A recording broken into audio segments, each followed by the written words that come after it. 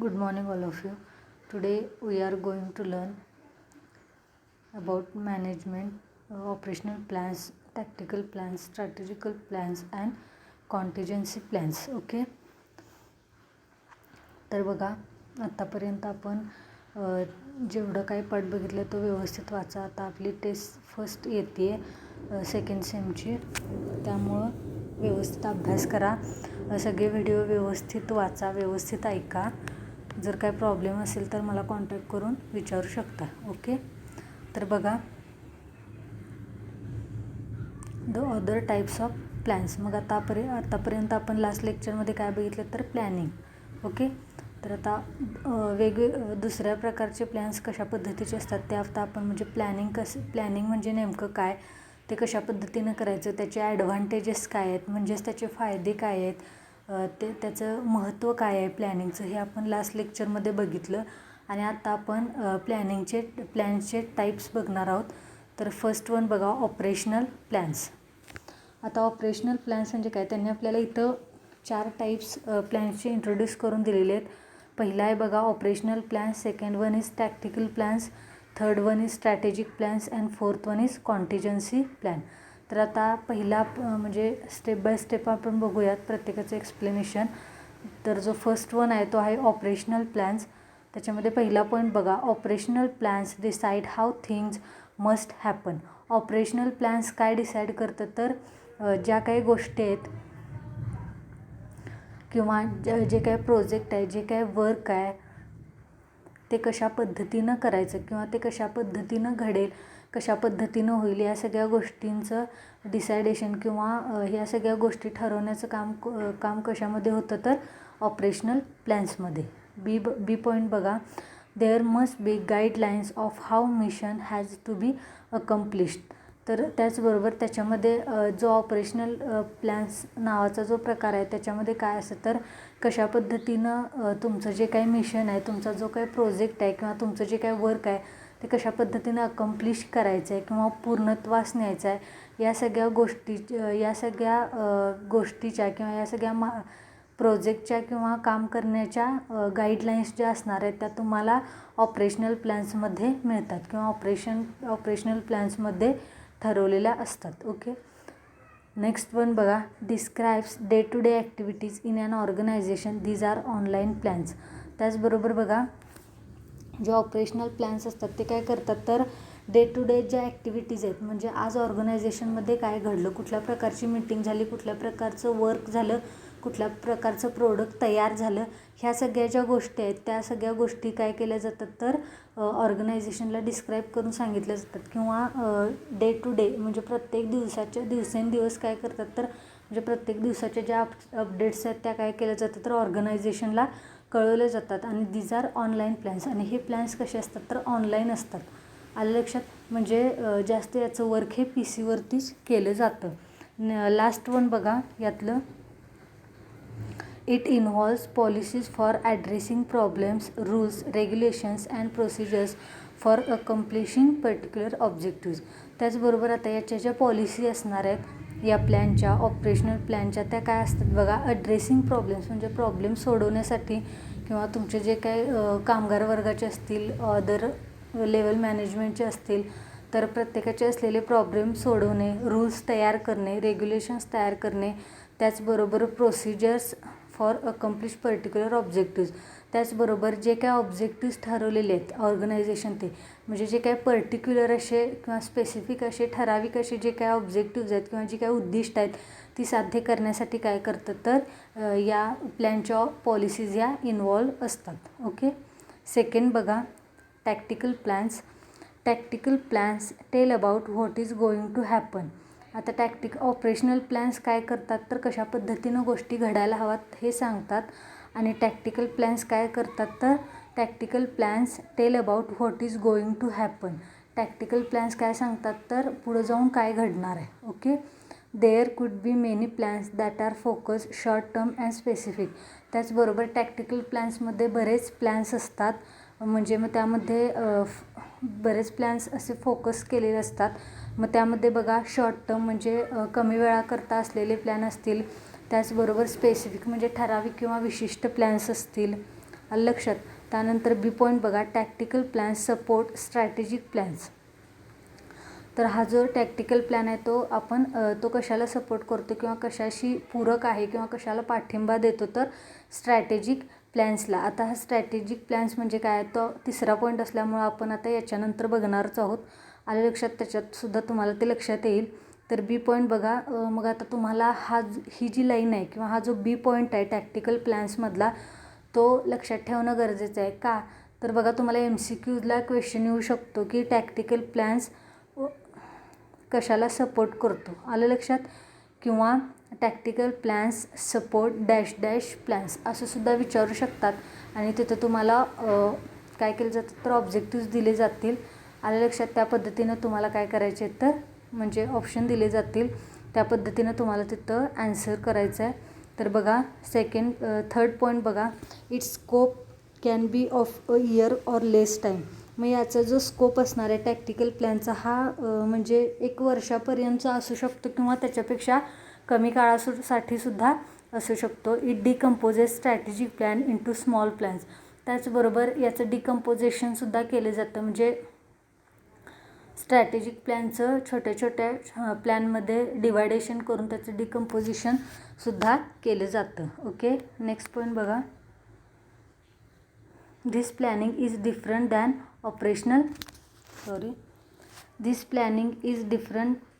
operational planning. तर बघा, आणि हे जे टॅक्टिकल प्लॅनिंग आहे किंवा टॅक्टिकल प्लॅन्स आहेत हे ऑपरेशनल प्लॅन्सहून कितीतरी वेगळे आहेत. नंतर थर्ड पॉईंट बघा, स्ट्रॅटेजिक प्लॅनिंग. आता strategic planning is all about why things must happen. आता स्ट्रॅटेजिक प्लॅनिंग म्हणजे काय, तर स्ट्रॅटेजिक प्लॅनिंग हे सगळ्या अर्थाने जर बघायचं झालं तर is all about why things must happen, की गोष्टी ह्या का घडायलाच हव्यात याबद्दल काय करतं तर स्ट्रॅटेजिक प्लॅनिंग सांगतं. त्यानंतर बी पॉईंट बघा, strategic planning is done to see the big picture along with the long term thinking. आता स्ट्रॅटेजिक प्लॅनिंग हे कशासाठी केले जातं, तर एखादं मोठं पिक्चर बघण्यासाठी. पिक्चर म्हणजे एखादं व्हिजन, ओके, किंवा एखादं ॲटिट्यूड, एखादं स्वप्न, एखादं dream with the long term thinking, म्हणजे दूरदृष्टिकोनाचा विचार करून स्ट्रॅटेजिक प्लॅनिंग हे केलं जातं. म्हणजे एखादा मोठा प्रोजेक्ट डोळ्यासमोर ठेवून किंवा एखादा मोठा काय म्हणतो आपण, एखादं मोठं प्रोडक्ट डोळ्यासमोर ठेवून त्या पद्धतीचं स्ट्रॅटेजिक प्लॅनिंग हे यामध्ये केलं जातं. नंतर लास्ट सी पॉईंट बघा, it is done at highest level of management that involves designing of mission and vision. तर बघा, जे स्ट्रॅटेजिक प्लॅनिंग आहे किंवा स्ट्रॅटेजिक प्लॅन आहे हे कशासाठी केले जातं, तर it is done at highest level of management. तर जे हायेस्ट लेवल मॅनेजमेंट आहे किंवा टॉप लेवल मॅनेजमेंट आहे त्यासाठी हे अशा प्रकारचं स्ट्रॅटेजिक प्लॅनिंग हे केलं जातं. That involves designing of mission and vision. मग हे स्ट्रॅटेजिक प्लॅनिंग हे कशासाठी किंवा याचा वापर कशासाठी केला जातो किंवा हे कशासाठी इन्व्हॉल्व असतं, तर जे काय ऑर्गनायझेशन किंवा टॉप लेवल मॅनेजमेंट जे काय ऑर्गनायझेशनसाठी असणारे मिशन किंवा व्हिजन ठरवते त्यासाठी काय केलं जातं, तर स्ट्रॅटेजिक प्लॅनिंगचा वापर केला जातो. नेक्स्ट बघा,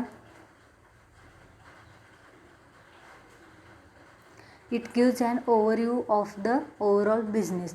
तर अशा पद्धतीच्या प्लॅनिंगमधून किंवा स्ट्रॅटेजिक प्लॅनिंगमधून आपल्याला काय लक्षात येतं की पूर्ण बिझनेसमध्ये किंवा संपूर्ण बिझनेसमध्ये एक आढावा किंवा एक ओव्हरव्ह्यू आपण घेऊ शकतो. म्हणजे एकाच प्लॅनिंगमधून काय होतं तर पूर्ण प्रोजेक्टचा किंवा पूर्ण प्रकल्पचा आपण आढावा किंवा पॉईंट ऑफ व्ह्यू त्यातून घेऊ शकतो. And the last point is in this planning, this planning is done for long term. तर अशा पद्धतीचं जे प्लॅनिंग असतं किंवा स्ट्रॅटेजिक प्लॅनिंग असतं हे कशासाठी केलं जातं तर डन फॉर लाँग टर्म. जे लाँग टर्म असतात त्याच्यासाठी काय केलं जातं तर अशा पद्धतीचं प्लॅनिंग हे केलं जातं. म्हणजे बऱ्याच काळासाठी किंवा बऱ्याच काळाचे चालणारे प्रोजेक्ट असतील, बऱ्याच काळाची चालणारी कामं असतील, तर अशा प्रकारच्या कामांसाठी लाँग टर्म प्रोजेक्ट हे लाँग टर्म प्लॅनिंग हे केलं जातं आणि त्यालाच आपण स्ट्रॅटेजिक प्लॅनिंग असं सुद्धा म्हणतो. ओके,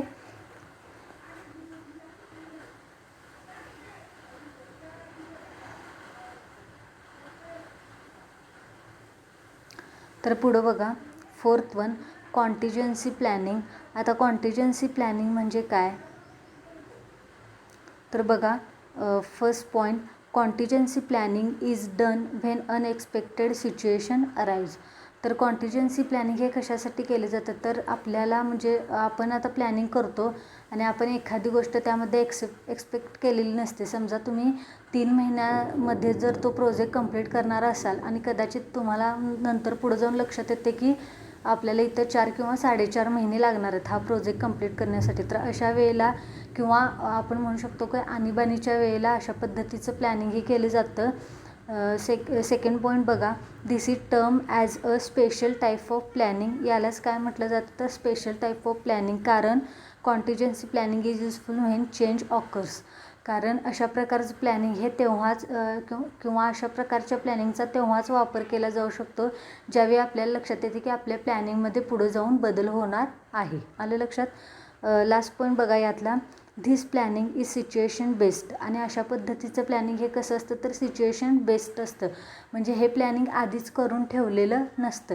ज्यावेळी तुम्ही एखादा प्रोजेक्टचं काम हाती घेता किंवा एखादं वर्क हाती घेता त्यावेळी थोड्या कालावधीनंतर किंवा थोडा वेळ गेल्यानंतर तुमचं काम थोडं सुरू झाल्यानंतर तुम्हाला कुठंतरी एका पॉईंटला जाऊन असं लक्षात येते की आपल्याला आता इथं या गोष्टी होऊ शकत नाहीत आणि त्यामुळे आपल्याला आपल्या प्लॅनिंगमध्ये म्हणजे पूर्वी जे प्लॅनिंग केलं होतं त्याच्यामध्ये बदल करावा लागणार आहे. त्यावेळी काय केलं जातं तर कॉन्टिजन्सी प्लॅनिंग म्हणजे अचानक केलेलं प्लॅनिंग अशा पद्धतीचं प्लॅनिंग हे तुम्हाला तिथं करावं लागतं.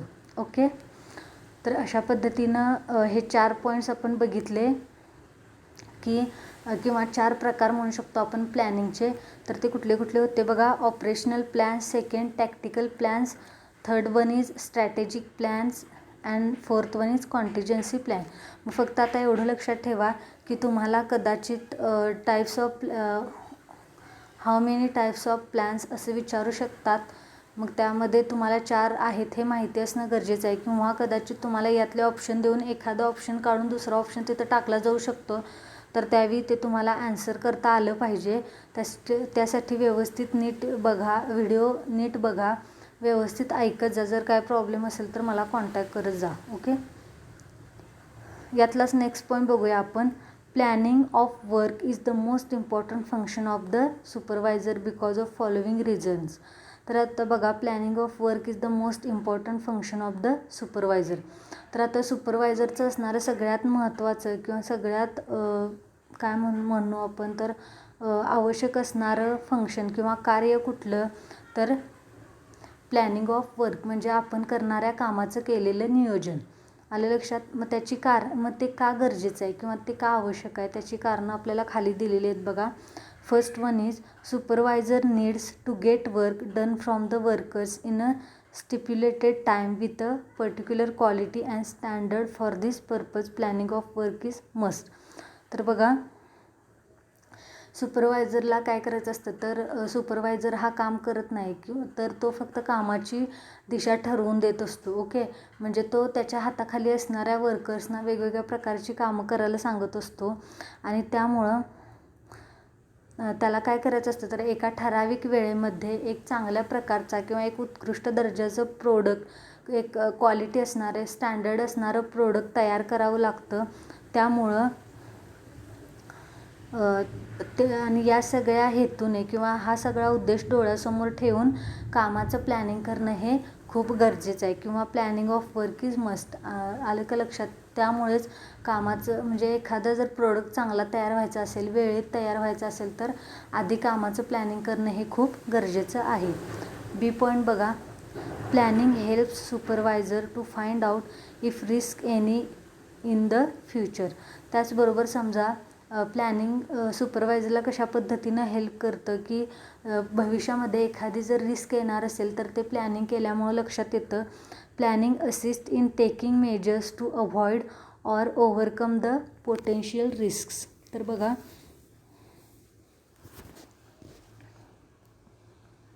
प्लॅनिंग काय करतं तर मेजरमेंट घेण्यासाठी सुद्धा असिस्ट करतं to avoid or overcome the potential risk. तर पुढे जाऊन येणाऱ्या अडचणी असतील पुढे जाऊन येणारे अडथळे असतील तर या सगळ्या गोष्टींपासून ओव्हरकम होण्यासाठी सुद्धा काय करतं तर प्लॅनिंग हे हेल्प करतं. नेक्स्ट पॉईंट बघा, when proper planning is done supervisor as well as workers do not face any emergency and work proceeds in satisfactory manner.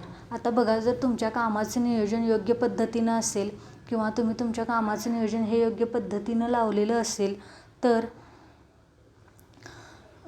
वर्कर्सना किंवा सुपरवायझरना कुठल्याही प्रकारच्या इमर्जन्सीला किंवा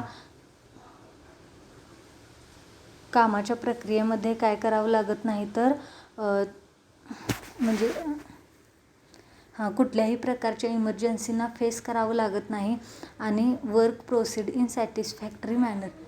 आणि अशा पद्धतीनं तुमचं जे काम आहे ते कशा थ्रू होतं किंवा कशा प्रक्रियेमध्ये होतं तर एका समाधानकारक अशा प्रक्रियेमध्ये. नेक्स्ट पॉईंट बघा, work pressures and deadlines can be easily managed with efficient planning. आता बघा, जर तुम्हाला तुमच्याकडे व्यवस्थित तुमच्या कामाचं प्लॅनिंग तयार असेल किंवा तुमच्याकडे एक चांगला प्लॅन तयार असेल तर तुम्हाला असलेलं कामाचं प्रेशर किंवा कामाचा ताण, त्याचबरोबर कामासाठी तुम्हाला दिलेली डेडलाईन किंवा वेळेची मर्यादा हीच सुद्धा तुम्ही काय करू शकता तर इझिली मॅनेज करू शकता. नेक्स्ट पॉईंट बघा यातला, planning supports uninterruptible work with quality and standards. त्याचबरोबर प्लॅनिंग तयार असेल तर किंवा तुमचा प्लॅन तयार असेल तर ते कशाला सपोर्ट करतं तर अनइंटरप्टिबल वर्क म्हणजे तुमच्या कामामध्ये अडथळे आणणाऱ्या कामांना काय करतं तर म्हणजे जे अडथळे आणणार आहेत अशा गोष्टींना काय करतं थांबवतं आणि तुमचं काम किंवा तुमचं प्रोडक्ट हे एक क्वालिटी लेवलचं आणि एका स्टँडर्डचं काम हे तयार होत असतं. लास्ट पॉईंट बघा, proper utilisation of resources land machinery raw material people time etcetera is done by the proper planning done by supervisors. तर बघा, जर तुमच्या कामाचं नियोजन झालेलं असेल तर ते म्हणजे त्यामध्ये तुम्ही ज्या गोष्टी वापरणार आहात किंवा जे रिसोर्सेस वापरणार आहात त्याचं युटिलायझेशन म्हणजे त्याचा वापर योग्य पद्धतीनं कसं करायचं हे सुद्धा तुम्ही शिकता. मग त्यामध्ये जमिनीचा भाग असेल किंवा मशिनरी असतील, रॉ मटेरियल म्हणजे कच्चा माल असतील किंवा वर्कर्स असतील किंवा वेळ असेल तर या सगळ्या गोष्टींचा तुम्ही वापर काय करायला शिकता तर अगदी योग्य पद्धतीनं करायला शिकता.